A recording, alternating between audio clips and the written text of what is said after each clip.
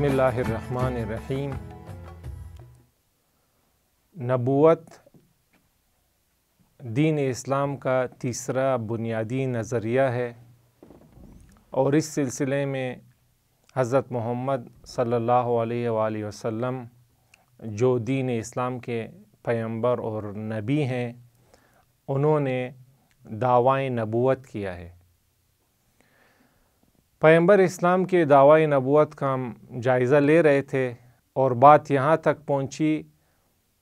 کہ پیغمبر اسلام نے اپنی حقانیت اور صداقت ثابت کرنے کے لیے قرآن کریم جیسا معجزہ پیش کیا ہے۔ قرآن کریم جو ایک مکتوب کتاب ہے، اسے پیش کر کے یہ کہا کہ یہ میرا معجزہ ہے اور یہ کلام الہی ہے جسے میں نے آپ تک پہنچایا ہے، اور اگر آپ کو اس میں شک ہے تو آپ اس کی مانند کوئی کتاب لائیں۔ یعنی اگر آپ کو شک ہے کہ یہ کلام الہی نہیں ہے بلکہ یہ میرا اپنا کلام ہے، ایک بشر کا کلام ہے، تو آپ بھی میری طرح کے بشر ہیں، میری طرح کے انسان ہیں، تو آپ بھی کوشش کریں اس جیسی کتاب لائیں۔ اکیلے نہیں تو گروپ کی مانند جس شخص کو بھی، جتنے بھی افراد کو آپ اپنی مدد کے لیے بلا سکتے ہیں بلا لیں، اور اس قرآن جیسی کتاب آپ لائیں۔ اور اگر پوری قرآن جیسے آپ کتاب، مکمل کتاب نہیں لا سکتے تو اس کی 10 صورتوں جیسی 10 صورتیں لے آئیں، اور حتیٰ تیسرے مرحلے میں اس سے بھی آسان تر کر دیا اپنا چیلنج کہ اگر 10 صورتیں بھی آپ نہیں لا سکتے تو قرآن کی ایک سورہ جیسی کوئی سورہ آپ لے آئیں جو اسی طرح خوبصورت اور دل نشین الفاظ اور عبارات اور ترتیب پر مشتمل ہو، اور اس میں بہترین مطالب، بہترین مضامین، بہترین تعلیمات بیان کی گئی ہوں۔ قرآن کا یہ معجزہ اور یہ چیلنج اب بھی ہر انسان کو مخاطب کر رہا ہے، اور ہر انسان کو چیلنج کر رہا ہے، اور ہر انسان کو جوش بھی دلا رہا ہے، چونکہ قرآن نے اپنا چیلنج بیان کرتے ہوئے نفسیاتی نکات سے بھی فائدہ اٹھایا ہے۔ نفسیاتی طور پر انہیں مزید جوش دلانے کی کوشش کی کہ تم نہیں لا سکتے، وَلَن تَفْعَلُوا، تم ہرگز اس طرح کے نہیں لا سکتے، اس طرح کا کلام نہیں لا سکتے، یا کہا کہ جسے بھی تم اپنی مدد کے لیے بلا سکتے ہو بلا لو، تم اس کوشش کرو کہ قرآن کی مانند کوئی چیز لے آؤ۔ ہم دیکھتے ہیں کہ ان الفاظ اور عبارات کے ذریعے نفسیاتی لحاظ سے قرآن نے مزید انہیں جوش دلانے کی کوشش کی ہے، انہیں جذبہ دینے کی کوشش کی ہے، اور ہم دیکھتے ہیں کہ آج تک بشر اس طرح کا کلام نہیں لا سکا۔ اب ہم دیکھتے ہیں کہ قرآن مجید نے کہا ہے کہ قرآن جیسی چیز آپ لے آئیں۔ اس کے 3 پہلو ہیں۔ دین اسلام کی روح سے قرآن کے اس چیلنج کے 3 پہلو ہیں۔ یعنی یہ جو قرآن کہہ رہا ہے کہ میری مانند کوئی چیز آپ لے آئیں، آپ انسان، آپ جن و انس سب مل کر میری مانند کوئی چیز لے آئیں، تو اس کے 3 پہلو ہیں۔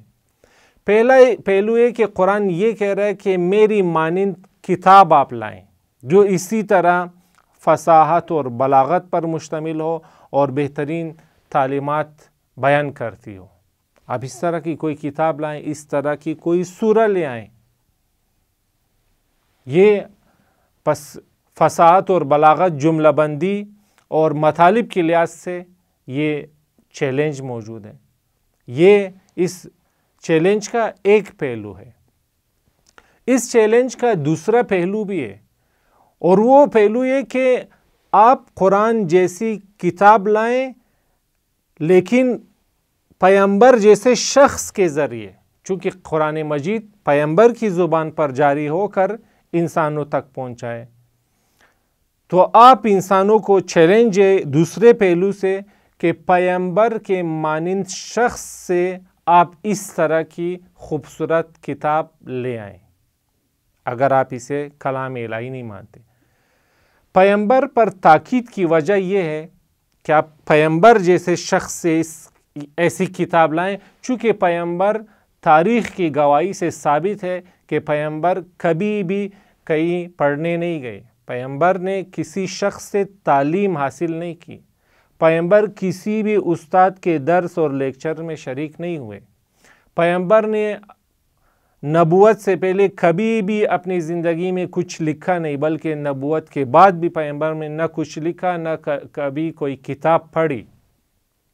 اسی لیے پیغمبر کو امی کہتے ہیں۔ امی یعنی جس نے کسی اور کے پاس تعلیم حاصل نہیں کی، کسی اور سے درس یا لیکچر نہیں لیا، جس نے کبھی بھی لکھا نہیں اور پڑھا نہیں۔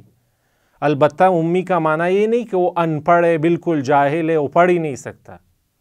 یہ صلاحیت ہے پیغمبر میں، لیکن یہ پیغمبر نے یہ صلاحیت کسی انسان سے حاصل نہیں کی۔ پیغمبر اپنی پوری زندگی میں کبھی بھی کسی کے درس میں نہیں گئے، کسی کے لیکچر میں نہیں گئے، نہ انہوں نے کبھی کوئی چیز لکھی، نہ کبھی کسی کتاب کو انہوں نے پڑھا۔ اب قرآن کہتے ہیں کہ آپ اس شخص کے مانند کسی شخص سے، آج بھی آپ جائیں دنیا میں کسی ایسے شخص سے جس نے کسی کے پاس نہ پڑھا ہو، اس سے آپ ایک ایسی خوبصورت کتاب لائیں تو ہم دیکھتے ہیں ممکن ہی نہیں ہے۔ ایک انسان جس نے کسی کے پاس پڑھا نہ ہو، جس کو پڑھنا بھی نہ آتا ہو، جس نے نہ کبھی لکھا ہو، وہ آ کر اتنی خوبصورت کتاب پیش کرے، اتنی جامع تعلیمات والی کتاب پیش کرے، یہ ممکن ہی نہیں ہے۔ اور خاص طور پر پیغمبر جو امی بھی تھے، جنہوں نے کبھی پڑھا بھی نہیں، کبھی کسی کے پاس لیکچر درس نہیں سنا، جو کبھی کسی اسکول میں نہیں گئے، بلکہ ایسے معاشرے میں رہتے تھے جہاں علم و تعلیم و تفکر کا نام و نشان ہی نہیں تھا۔ ایک خرافات زدہ معاشرہ جہاں پر لوگ اپنی بیٹیوں کو دفن کر دیا کرتے تھے، جہاں پر لوگ خانہ کعبہ کا ننگا طواف کیا کرتے تھے، جہاں جوا اور شراب اور ہر قسم کی خرافات رائج تھیں، اس جیسے معاشرے میں جو بالکل انسانی اخلاقیات اور انسانی تمدن سے بہت دور تھا، اس جیسے معاشرے میں پیغمبر نے اپنی زندگی گزاری، جوانی گزاری، وہیں پر پروان چڑھے، اور ہم دیکھتے ہیں کہ ایسی کتاب انہوں نے پیش کی جس کی نظیر تاریخ میں نہیں گزری آج تک۔ تو قرآن کہتا ہے کہ آپ ایسے شخص سے جو ایسے معاشرے میں رہا ہو اور جو خود نہ کبھی اس نے پڑھا ہو، نہ کسی کے پاس، نہ اس نے کبھی کوئی چیز لکھی ہو، ایسے شخص سے آپ ایسی کتاب لائیں۔ آج بھی آپ کو یہ چیلنج ہے، آج بھی آپ پوری دنیا میں رہتی دنیا تک آپ ایسے شخص سے ایسی کتاب، ایسے جذاب الفاظ والی کتاب، ایسے جذاب اور حسین جملوں والی کتاب جس نے اتنی بہترین تعلیمات پیش کی ہوں، آج بھی آپ لا کر دکھائیں، اگر آپ اس کو کلام الہی نہیں مانتے۔ لیکن اگر ہم غور کریں تو ہم انسانی عقل کہتی کہ واقعی پیغمبر جیسا شخص جو نبوت سے پہلے کبھی بھی کسی کے درس میں نہیں گئے، اور اسی لیے دشمنان اسلام نے ہر تہمت لگائی پیغمبر پر، لیکن انہوں نے یہ تہمت نہیں لگائی کہ چونکہ تم فلاں کے درس میں جایا کرتے تھے، فلاں اسکول میں تم نے پڑھا ہے، فلاں لیکچر میں تم شرکت کیا کرتے تھے، فلاں کتابیں تم نے پڑھی تھی، اس لیے تم نے ان سے استفادہ کر کے یہ کتاب لکھی۔ انہوں نے یہ کبھی بھی یہ تہمت نہیں لگائی، نہ مشرکین مکہ نے، نہ وہ عیسائی اور یہودی جو مدینہ میں آباد تھے۔ تو آپ دیکھیں اس پر انسان جب غور کرتا ہے کہ ایک ایسا شخص جس نے کبھی لکھا نہیں، کبھی پڑھا نہیں، کسی کے درس میں نہیں گیا، کسی اسکول کالج میں نہیں گیا، جو ایک ایسے معاشرے میں رہتا ہے جہاں علم و تحقیق و تفکر کا نام و نشان ہی نہیں، لیکن اس معاشرے میں رہتے ہوئے اس معاشرے میں پھل بڑھ کر وہ شخص ایک ایسی کتاب لاتا ہے جو اسی معاشرے کی تعلیمات سے یکسر مختلف، نہایت جذاب الفاظ اور عبارات اور نہایت جذاب تعلیمات پر مشتمل ہے، تو انسانی عقل گواہی دیتی کہ واقعی یہ پیغمبر صادق ہے، واقعی یہ پیغمبر ہے، واقعی یہ اللہ کا کلام لایا ہے، اس کا یہ اپنا کلام نہیں ہے۔ اور قرآن کے معجزے کا تیسرا پہلو، قرآن جو کہتا ہے میری مانند لاؤ، اس کا تیسرا پہلو یہ ہے کہ قرآن کہتا ہے کہ میری جیسی تعلیمات لاؤ، میرا جیسا مکتب لاؤ۔ بس تین پہلو یہ کہ پہلا ایک قرآن کہتا ہے کہ میری جیسی کتاب لاؤ جو اسی طرح فصاحت اور بلاغت اور اسی طرح کی اصول و قوانین پر مشتمل ہو۔ قرآن دوسرا پہلو ہے کہ میرے جیسے پیغمبر سے، جو پیغمبر یہ کتاب لایا، آپ اس جیسے شخص سے ایسی کتاب لائیں۔ اور تیسرا پہلو یہ کہ جس طرح کا مکتب قرآن نے بیان کیا ہے، آپ اس جیسا مکتب لائیں، ایسا مکتب جس نے خدا کے بارے میں بہترین نکات بیان کیے ہوں، جس نے انسان کی حقیقت کے بارے میں بہترین مطالب پیش کیے ہوں، جس نے کائنات کے بارے میں، جس نے دنیا اور آخرت کے ربط کے بارے میں، جس نے انسان کے فردی پہلوؤں اور اجتماعی پہلوؤں پر اتنی بہترین تعلیمات پیش کی ہوں، آپ ایسا مکتب پیش کریں۔ آج تک ہم دیکھتے ہیں کہ اگر عیسائیت ہے تو عیسائیت میں دنیا سے بالکل انہوں نے رخ موڑ لیا ہے۔ دنیا کے بارے میں عیسائیوں نے کوئی بھی تعلیمات پیش نہیں کی، نہ فردی، نہ عبادات کا کوئی صحیح منظم مجموعہ، نہ اجتماعی امور کے بارے میں، بلکہ غیر فطری طریقہ زندگی پیش کیا ہے۔